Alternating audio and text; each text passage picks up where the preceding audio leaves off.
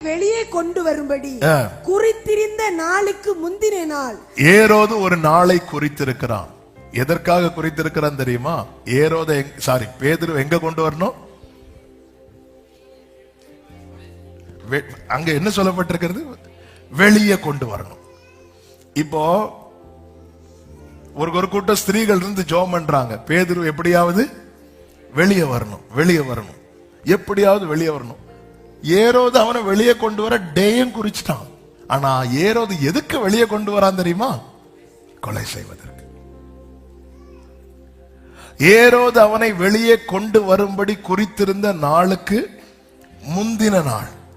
இன்னைக்கு காலையில இந்த செர்மன் ஏற்கனவே நேற்று முந்தானத்தில் ஆவியானவர் போன வாரமே செர்மன் கொடுத்துட்டாங்க இன்று பேசும்படிக்கு.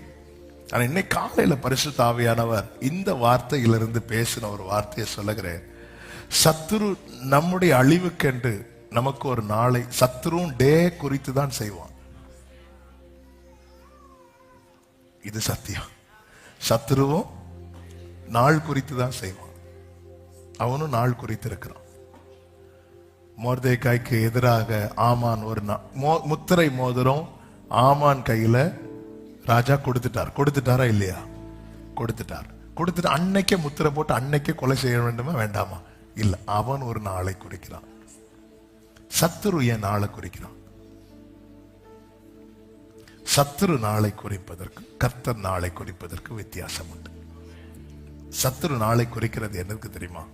உனக்கு கொஞ்சம் கொஞ்சமா அழிக்கணும். இதுதான் சத்துரு. அதாவது மொர்தெகாய் அன்னைக்கே அவனை அழிச்சிருக்கலாம். தூக்கு மரத்தை அன்னைக்கே போட்டு அன்னைக்கே கொண்டிருக்கலாம். அது இல்ல, அவன் அழத பார்க்கணும், அவன் அலறத பார்க்கணும், அவன் ரெட்டுடுத்தி கொண்டிருப்பதை பார்க்கணும், அவன் கூட்டம் புலம்புறத பார்க்கணும், அவன் சாப்பிடாம பட்டினியா இருக்கிறத பார்க்கணும். இப்படி இன்ச் பை இன்ச் அவனை அணு அணுவா கொன்று சாகடிப்பதற்காக அவன் ஒரு நாளை குறைக்கிறான். கர்த்தர் எதற்கு நாளை குறைக்கிறார் தெரியுமா? ஆமென், ஹல்லேலூயா. அவருடையவளாய் உன்னை உருவாக்கி, உன்னை பலப்படுத்தி, உன்னை திடப்படுத்தி, உன்னை தைரியப்படுத்தி. ஏரோது அவனை வெளியே கொண்டு வரும்படி குறித்திருந்த நாளுக்கு முந்தின நாள் ராத்திரி. எல்லாரும் இந்த வேர்டை சொல்லுங்க. எந்த முந்தின நாள்? சத்துரு ஒரு நாளை குறித்திருப்பான் தெரியும். அப்போ நம்ம என்ன ஜெபம் பண்ணணும்? அந்த நாள் வருவதாக. ஆமே. சத்துரு என்னைக்கு நாள் குறிச்சிருக்கான்? அவன் உனக்கு 2 வருஷம் கழிச்சு வந்து பாக்குறேன்னு சொல்லிருக்கான். 2 வருஷம். ஒரு சத்தியத்தை கேளுங்கள். சத்துரு ஒரு நாள் குறிக்கிறான் தெரியுமா? அதுக்கு முன்னாடி கர்த்தர் வேற ஒன்ன செட் பண்ணி வச்சிருக்கிறான். ஆமான் வந்து இந்த மொர்தெகாய்க்கு எதிராக எப்பொழுது நாள் குறித்தானோ அதற்கு முந்தின நாளோ அல்லது சில நாட்களுக்கு முன்னாடிதான் மொர்தெகாய்க்கு நடக்க வேண்டிய பல காரியங்கள் நடக்கிறது. அவனுக்கான புத்தகம் திறக்கப்படுகிறது. அவனை குறித்த காரியம் அரண்மனையில் டிஸ்கஸ் பண்ணப்படுகிறது. அவனுக்கு வேண்டிய உயர்வு கிடைக்கிறது. ஆமானின் தலை தொங்கினது. சத்துரு ஒரு நாளை நமக்கு குறித்திருக்கிறான் என்றால் நமக்கு அவன் குறித்திருக்கிற நாளுக்கு முந்தின நாளே கர்த்தர் சில முக்கியமானவைகளை செய்ய போகிறார். அதனாலதான் உனக்கு விரோதமாய் ஆயுதமே உருவாக்கப்படாதுன்னு சொல்லல. அது உருவாக்கப்படும். கர்த்தர் உருவாக்குறதுக்கு அனுமதிக்கிறார், ஆனா வாய்க்காது. ஆமென் சொல்லுங்க பார்க்கலாம். ஹல்லேலூயா. ஆமென். அந்த நாளிலே வேதம் சொல்லுகிறது 6வது வசனத்திலே, பேதுரு 2 சங்கிலிகளாலே கட்டப்பட்டு 2 சேவகர் நடுவே நித்திரை பண்ணி கொண்டிருந்தான். கதவுகள், காவக்காரரும் கதவுக்கு முன்னிருந்து சிறைச்சாலையை காத்து கொண்டிருந்தார்கள் என்று சொல்லப்பட்டிருக்கிறது. கர்த்தர் விளக்கை ஏற்றும் போது முதலாவது சொன்ன இருள் அகலும், 2வது நம்மை கர்த்தர் எழும்ப பண்ண. 7வது வசனத்தை வாசியுங்கள். அப்பொழுது கர்த்தருடைய தூதன் அங்கே வந்து நின்றான். அறையிலே வெளிச்சம் பிரகாசித்தது. அப்போஸ்தலர் 12:7. கர்த்தருடைய தூதன் அங்கே வந்து நின்றான். அறையிலே வெளிச்சம் பிரகாசித்தது. அவன் பேதுருவை விலாவிலே தட்டி சீக்கிரமாய் எழுந்திரு என்று அவனை எழுப்பினான். அவனை வெளிச்சம் பிரகாசித்ததும் குயிக்கா எழும்புறான். ஆமென் சொல்லுங்க பார்க்கலாம். வெளிச்சம் கர்த்தர் விளக்கை ஏற்றினதும் எந்த எழும்ப முடியாத சூழ்நிலையானாலும் சரி, கர்த்தர் உங்களை துள்ளி குதித்து எழும்ப பண்ணுவார். இப்ப சொல்லுங்க, தேவரீர் என் விளக்கை ஏற்றுவீர். ஹல்லேலூயா. எந்த எழும்ப முடியாத நிலை. நீங்க கவனிச்சீங்கன்னா, தூதன் சங்கிலிகளை கழட்டவில்லை. தூதன் அவனை எழுப்பினான். அவன் எழும்பினதும் உடனே சங்கிலிகள் கைகளில் இருந்து விழுந்தது. நாம என்ன சொல்லிட்டு இருக்கிறோம் தெரியுமா? இந்த சங்கிலியால நான் எழும்பல. கர்த்தர் என்ன சொல்றார் தெரியுமா? நீ எழும்பாததுனால கட்டு விழல. இந்த நாளிலே நீ அறிக்கையிடு, கர்த்தர் என் விளக்கை ஏற்றுவார் என்று. எந்த இடத்திலிருந்து கர்த்தர் உன்னை எழும்ப பண்ணும் போது உன் கட்டுகள் எல்லாம் உடையும். ஹல்லேலூயா. என்னை எழும்ப பண்ணும். ஆமென். நான் எழும்புவேன். இந்த சத்தியத்தை புரிந்து கொள்ளுங்கள். இந்த கட்டுகள் இருக்கிறதுனால என்னால எழும்ப முடியல. நீ எழும்பு. எனக்கு நான் எழும்ப. நம்ம நைட்டு தூங்கிட்டு இருக்கிறோங்க. எழும்பணும். எப்ப எழும்புவோம்? சிலருக்கு இன்னும் காலையாவல போல. ஹல்லேலூயா. நம்ம எழும்புறதுக்கு நமக்கு என்ன தேவை தெரியுமா? லைட் தேவை. அதனாலதான் பெட் பக்கத்திலேயே வச்சிருப்போம் சுவிட்ச். ஆமே. அடி வைப்போம், அடி கரண்ட் அடிக்கும். அடி வச்சிருப்போம், லைட்டை போட்டுட்டு நம்ம பெட்ல இருந்து எழும்புறதுக்கு ஒரு வெளிச்சம் தேவை. வெளிச்சம் இல்லாம எழும்புற என்ன ஆகும்? ஹாஸ்பிட்டல் பெட்ல இருப்போம்.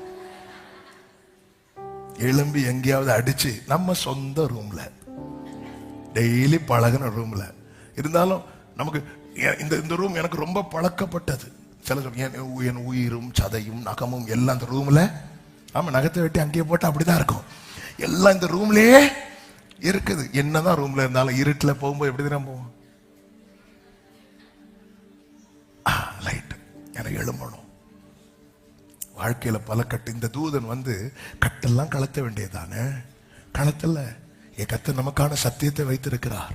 நீ எழும்பிட்டனா உடனே உடனே உடனே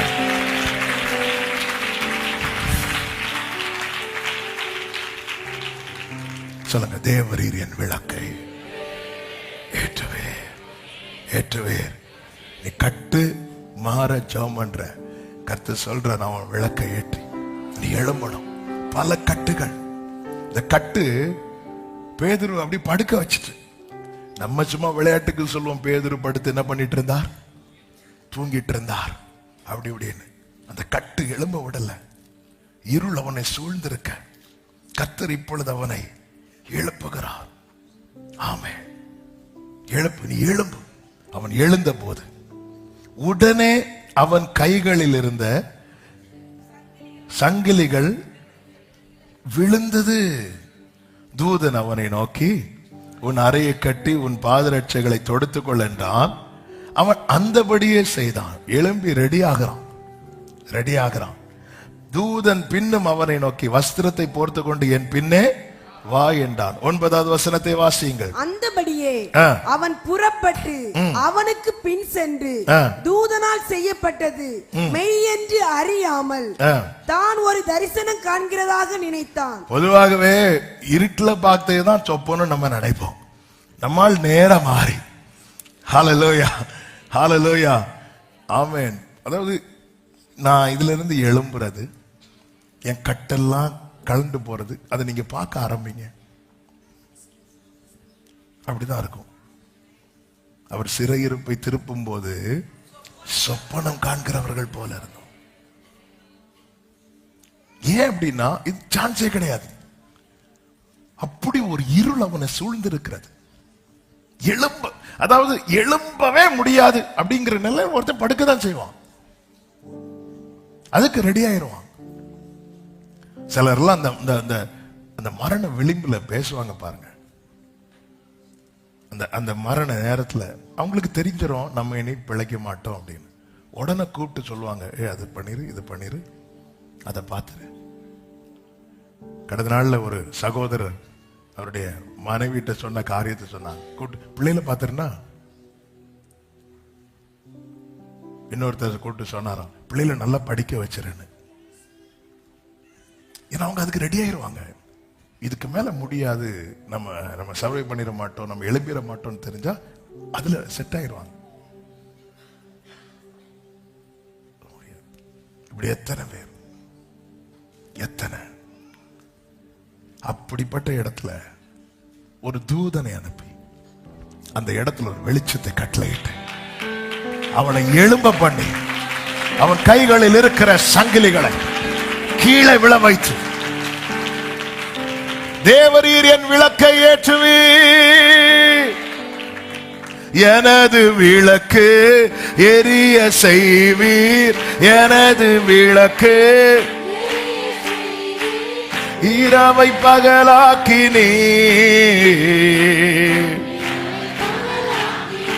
ஆமென் ஐயா ஸ்தோத்திரம், ஏசையா ஸ்தோத்திரம் அப்பா.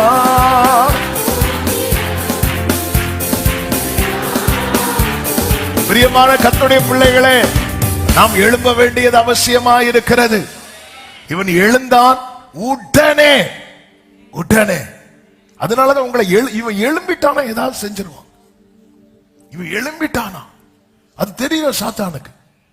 அதனாலதான் அந்த மந்தமாகவே வச்சிட்டு இருப்பான். மந்தமாகவே நமக்கு பிரேயர் லைஃப் இருக்காது. பர்சனல் பிரேயர் லைஃப்லாம் அதெல்லாம் நான் ரொம்ப அனுபவிச்சிருக்கிறேன். அதனாலதான் சொல்றேன், இவன் எழும்பிட்டானா நமக்கு தெரியுங்க. நின்று கொண்டு பார், அப்படி பைபிள் அப்படிதான் இருக்கு.